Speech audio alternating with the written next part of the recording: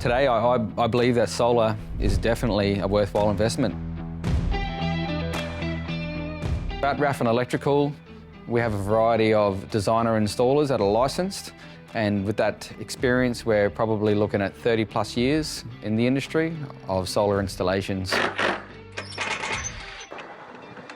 Raffin Electrical is located in Wondai in the South Burnett region and also in Mount Isa, far north Queensland. What you can expect when you work with us is that we will take the time to come to site, discuss with you your needs in regards to your solar system size, your requirements in battery storage, and then we will design a system that will cater to lowering your power bill, giving you that independence, and making sure that a system that's going to be installed on your roof is going to stay there for a long time and keep working.